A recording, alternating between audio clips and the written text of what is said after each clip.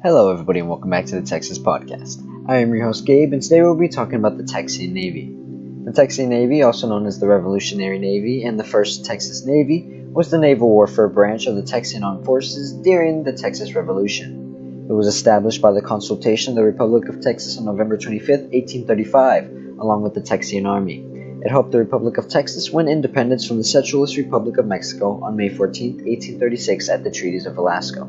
It was replaced by the Texas Navy on March 23, 1839. Not much is known about the Texas Navy, or as people would call it nowadays, the First Texas Navy. What's known about it is that it was active from November 2, 1835 through August 26, 1837. Its country that it fought for was the Republic of Texas, and its allegiance was to the Consultation of the Republic of Texas and the Constitution of the Republic of Texas.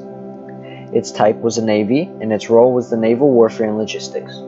Its size was 4 schooners, and it was part of the Texas military forces. Its vessels included of the Liberty, which the Texas schooner Liberty was one of the 4 schooners of the First Texas Navy. She served in the Texas Navy for only about 6 months, capturing the Mexican brig Pelicano, loaded with weapons for the Army in Texas. Later that year, she sailed to New Orleans, accompanying the wounded Sam Houston, where she was repaired. Texas was unable to pay for the repairs, and the ship was sold in June 1836 to pay for the cost of the repairs.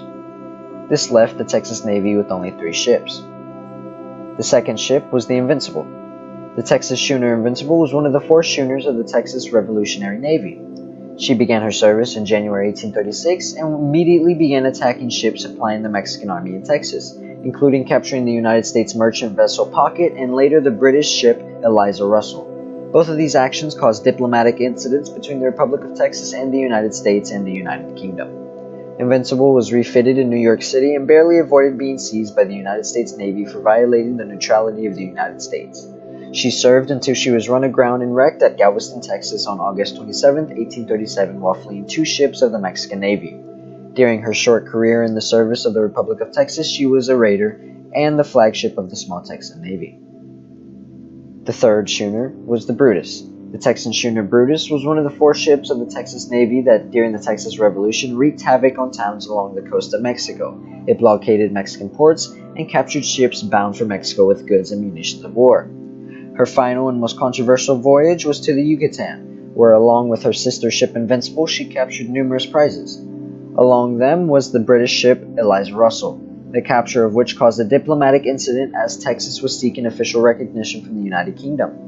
When Brutus returned to Galveston to face official sanctions, Mexican ships attacked her and Invincible. Both ran aground in Galveston Harbor and were battered apart by storms. With the destruction of the Brutus, the First Texan Navy ceased to exist. And the last was the Texas schooner Independence. The Texan schooner Independence was one of the 4 schooners of the First Texas Navy, and at the direction of Texas Governor Henry Smith, in 1836, Charles Hawkins took command of the United States revenue cutter Ingham, acquired by the Texas Navy and renamed Independence. After the Texas victory at the Battle of San Jacinto in April 1836, Independence carried the Texas president and his captive general in Santa Ana to Velasco, where the Treaty of Velasco was negotiated and signed. While being refitted in New Orleans in 1837, her skipper died and a new captain was appointed.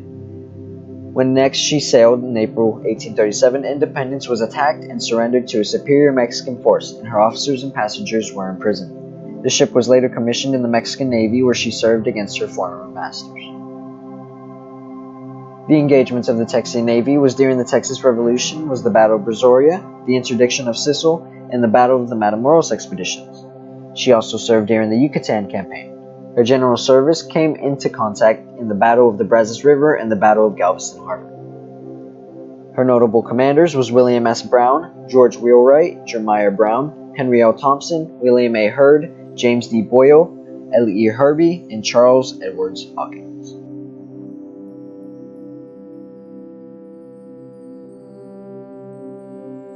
The history of the Texan Navy is relatively short, spanning from 1835 to 1837. In 1835, during the naval campaign of the Texas Revolution, the Texans had 3 objectives.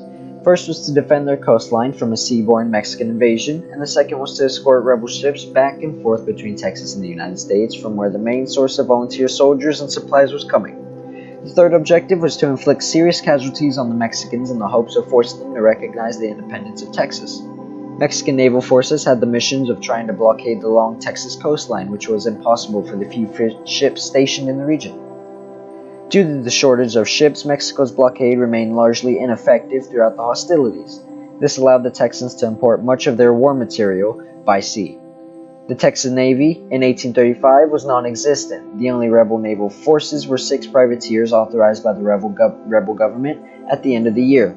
However, in the first naval battle of the war involving Texas, rebels aborted the American-owned ship San Felipe and the steamer Laura on September 1, 1835, and then proceeded to attack the Mexican treasury vessel Correo de Mexico off Brazoria, which was taken as a prize to New Orleans.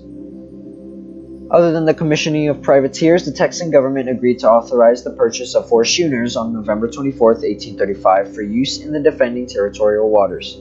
The first of the ships acquired was the former Revenue Service ship, the USRC Ingham, a small 6-gun ship of 112 tons which was renamed Independence.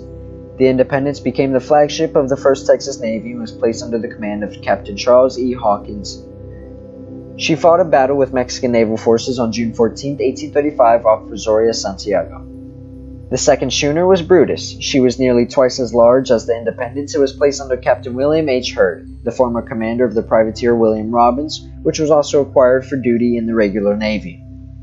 The William Robbins was renamed Liberty and was commanded by Captain William S. Brown, whose brother Captain Jeremiah Brown commanded the 4th schooner, named Invincible. The next engagement after the Correo de Mexico affair occurred on December 19, 1835, when the William Robbins liberated the American merchant ship Hannah Elizabeth, which had been captured by the Mexicans for carrying 2 cannons allegedly intended for the rebels.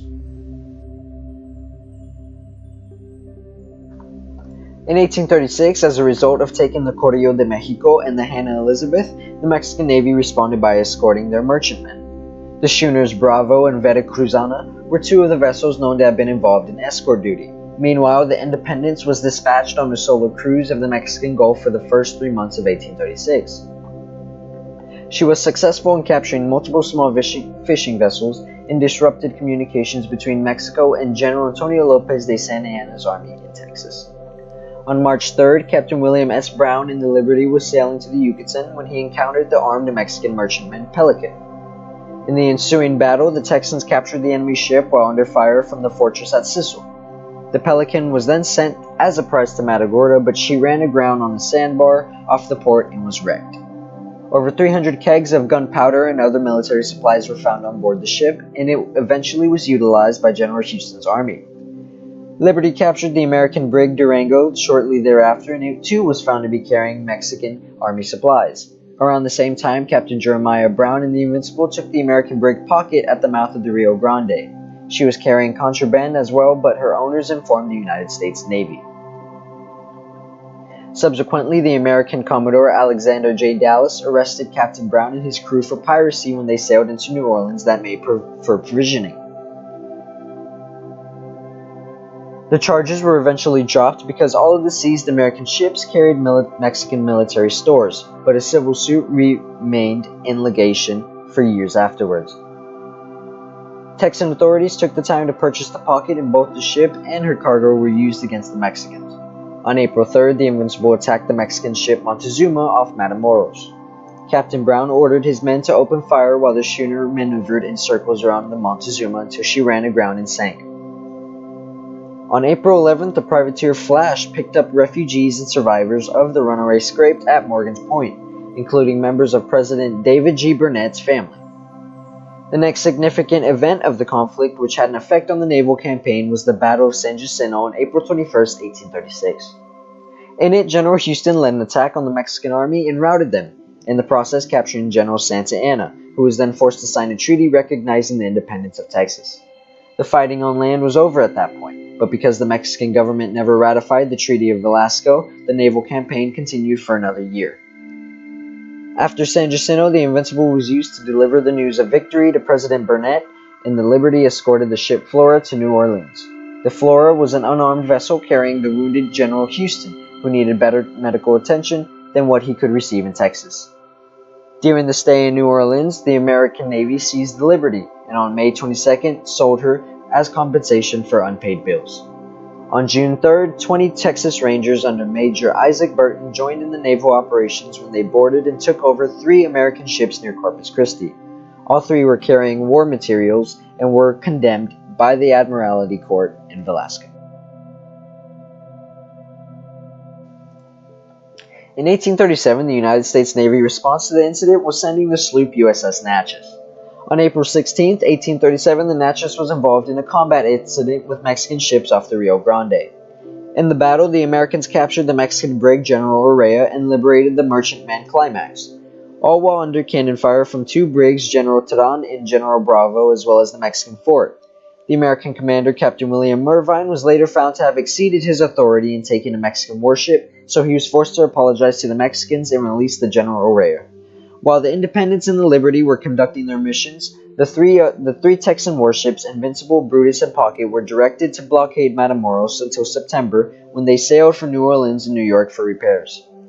These 3 ships remained in American waters for the rest of the year and finally returned to the war zone in the spring of 1837, by which time the Mexican Navy had sent 3 brigs and 2 schooners to blockade Galveston. On April 17th, the Independence engaged the Mexican brigs Vencedor de Alamo and Libertador while she was entering the Brazos River.